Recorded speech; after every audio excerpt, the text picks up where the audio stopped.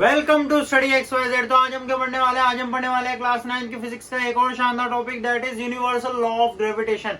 Universal law of gravitation क्या होता है ना, आप वीडियो स्किप मत करना, पूरी वीडियो एंड तक देखना, सारा कॉन्सेप्ट क्लियर हो जाएगा अपना। आप वीडियो छोड़ के बस भगना बस आप, है ना। तो शुरू करते हैं विदाउट वेस्टिंग टाइम। मैंने आपसे पिछली वीडियो में कहा था ना, वो सिर्फ ट्रेलर था, पिक्चर अब शुरू होने वाली है, तो वीडियो छोड़ के मत जाना, है ना। every object with a force of gravitation,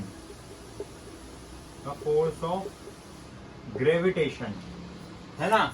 The universe attracts every other object with a force of gravitation। Universe के अंदर कोई भी ऑब्जेक्ट है, वो दूसरे ऑब्जेक्ट को अट्रैक्ट करता है with a force of gravitation, है ना। ग्रेविटेशन की वजह से, है ना, गुरुत्वाकर्षण बल की वजह से, हिंदी में बोले तो, है ना।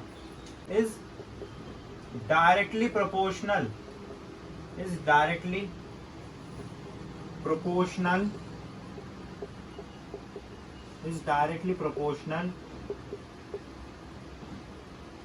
To the masses distance between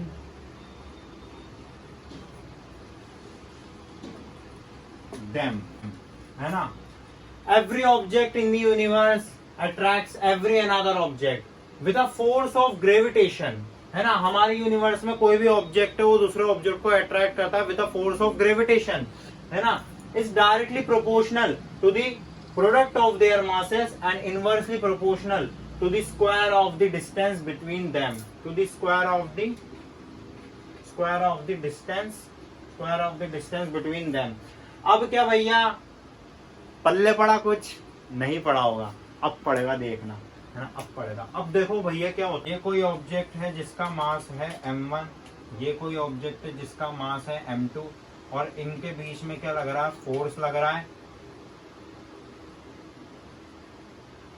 ये वाला जो ऑब्जेक्ट है, प्लैनेट है या कुछ भी, अर्थ और मून मान लो इसको, है ना।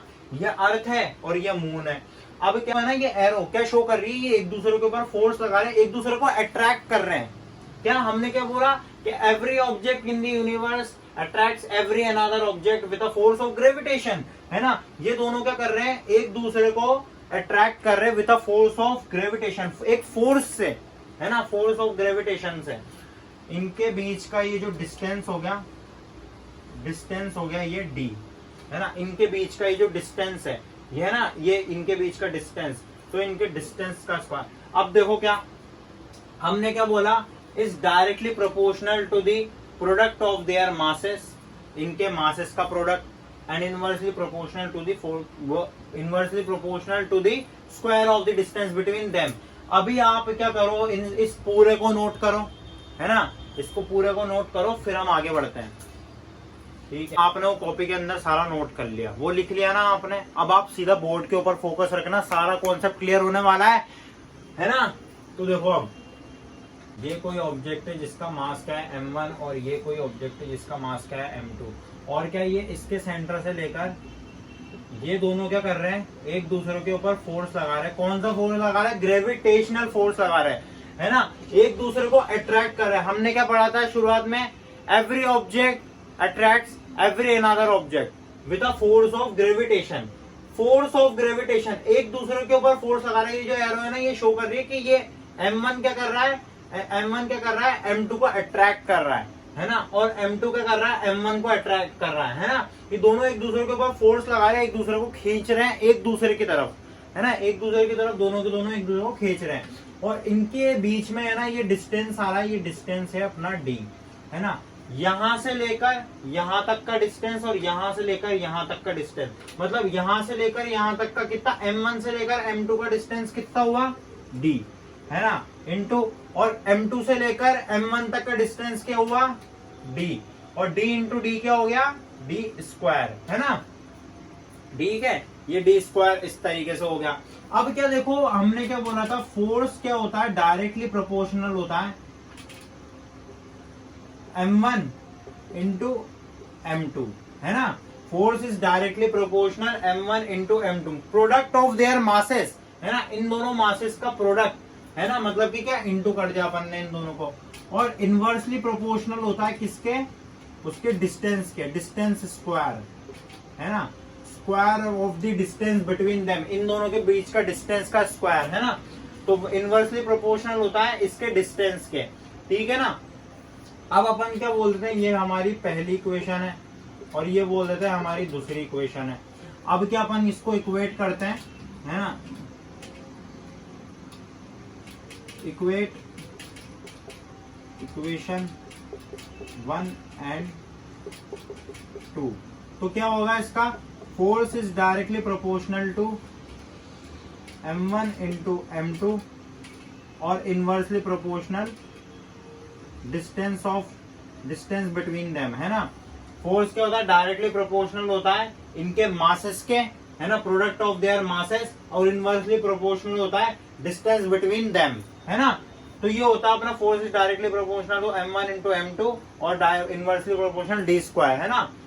अब हमने क्या पढ़ा है भैया कि हमें इनवर्स, ये जो हमारा डायरेक्टली प्रोपोर्शनल को जो साइन होता है इसको तो हमें हटाना पड़ता है, और अगर हमें इसे हटाना तो हमें किस चीज की जरूरत है, हमें चाहिए कांस्टेंट। कांस्टेंट क्या होगा अपना, कांस्टेंट होगा अपना यहाँ पर, कांस्टेंट होगा अपना यहाँ पर, कांस्टेंट होगा अपना, होगा यहाँ पर कांस्टेंट। अब भैया जी क्या है, ये पार्ले जी वाला जी नहीं है ना, ये जी है हमारा यूनिवर्सल ग्रेविटेशनल कांस्टेंट, यही तो है अपना जी, है ना।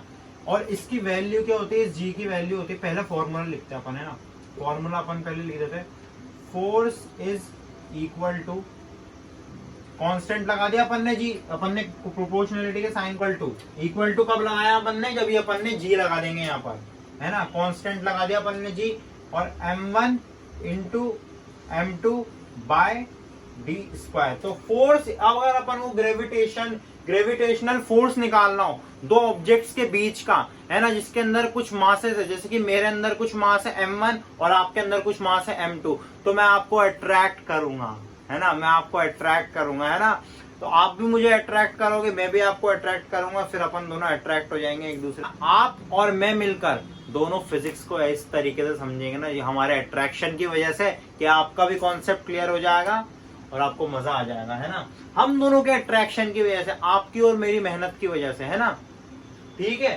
तो सीखो अब, है ना, तो देखो ये हमारा ग्रेविटेशनल कांस्टेंट हो गया। अब इसकी देखो जी की वैल्यू अपने को 6.67 इंटू 10⁻⁻11 न्यूटन मीटर स्क्वायर पर केजी स्क्वायर, है ना, न्यूटन मीटर स्क्वायर पर केजी स्क्वायर, है ना। जी की ये होती है कांस्टेंट की वैल्यू, ये होती है 6.67 इंटू 10⁻⁻11 न्यूटन मीटर स्क्वायर पर केजी स्क्वायर। अरे भैया इतनी बड़ी यूनिट, अब क्या करें यार, तुम्हें मेजर भी तो क्या क्या चीजें कर सकते हो तुम यार, इतनी बड़ी बड़ी दूरी मेजर करोगे, हैं आप क्या अर्थ और मून के बीच का फोर्स मेजर करो कि अर्थ कितना फोर्स लगा रही है किसके ऊपर, मून के ऊपर, मून कितना फोर्स लगा रहा है अर्थ के ऊपर। अरे यार इतनी शानदार चीज है ना, अगर आप सीख गए ना तो क्या कुछ नहीं कर सकते आप, है ना, तो इस चीज को ध्यान से सीखा करो, है ना। तो देखो ये अपनी वैल्यू होगी जी की, अपन यहाँ पे वैल्यू लिखेंगे और अपना फॉर्मूला लगाकर अपना आंसर ला सकते हैं अपन, ठीक है। और करंट की वैल्यू इसकी ऐसा यूनिट आपको ये न्यूटन मीटर स्क्वायर पर केजी स्क्वायर, है ना, ये एसआई यूनिट है। तो अब ये एसआई यूनिट आई कैसे, अपन को इसको डिराइवेशन करना पड़ेगा इस यूनिट का, तो आप पहले ये नोट करो, फिर अपन आगे इसका डिराइवेशन करेंगे। उसका फॉर्मूला क्या था अपना, फोर्स का फॉर्मूला था G m1 into m2 by D square, है। ग्रेविटेशनल फोर्स निकालने का अपने पास ये फॉर्मूला है, F is equal to G m1 into m2 by D square, और ये डी इधर डिवाइड में इधर आके मल्टीप्लाई में आ जाएगा, है ना, डी स्क्वायर इंटू फोर्स, ठीक है, equal to G m1 into m2, और ये m1 इंटू m2 इधर मल्टीप्लाई में जी के साथ, है ना, इधर जी के साथ मल्टीप्लाई में इधर आके डिवाइड में आ जाएंगे, है ना। तो जी की वैल्यू जी क्या हो जाएगा, G is equal to force into D square by m1 by m1 into m2। ठीक है, अब m1 m2 क्या है, ये हो गया हमारा मीटर डिस्टेंस स्क्वायर है ना। देखो m1 and m1 into m2 क्या है अपना kg स्क्वायर हो जाएगा। दोनों की एसआई यूनिट क्या है kg, kg इंटू kg क्या हो जाएगा। अब देखो इसकी वैल्यूज पुट करते हैं अपन। फोर्स की वैल्यू क्या है न्यूटन इंटू, और डी स्क्वायर क्या है, क्वांटिटी मीटर है तो metre square by newton into metre. देखो फोर्स की एसआई यूनिट क्या है न्यूटन, और डिस्टेंस की वो फोर्स की एसआई यूनिट क्या है न्यूटन, और डिस्टेंस की जो फिजिकल क्वांटिटी वो क्या है मीटर है ना। तो मीटर स्क्वायर हो जाएगा, ये डिस्टेंस है ना, ये मीटर स्क्वायर हो जाएगा। और मास की एसआई यूनिट क्या है केजी इंटू केजी, तो क्या हो जाएगा ये केजी स्क्वायर हो जाएगा, केजी स्क्वायर हो जाएगा। अब देखो न्यूटन इंटू मीटर के मीटर स्क्वायर क्या हो जाएगा, न्यूटन मीटर स्क्वायर पर केजी स्क्वायर है ना। अपने पास ये एसआई यूनिट आ गई, इसकी जी की एसआई यूनिट क्या आ गई अपने पास, इस तरीके से आई न्यूटन मीटर स्क्वायर पर केजी स्क्वायर है ना। अपने पास ग्रेविटेशनल कांस्टेंट की ये एसआई यूनिट आ गई। आपसे एग्जाम में क्वेश्चन आ जाता है आपके लिए कि इसकी एसआई यूनिट का डिराइवेशन बताओ कैसा है, ये न्यूटन मीटर स्क्वायर पर केजी स्क्वायर, तो आप इस तरीके से करके आ सकते हो।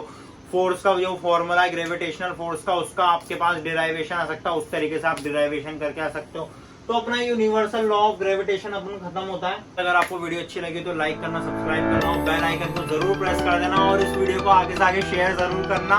आपकी फिल्म पूरी चालू हो चुकी है। तो इसी के साथ thank you for watching this video.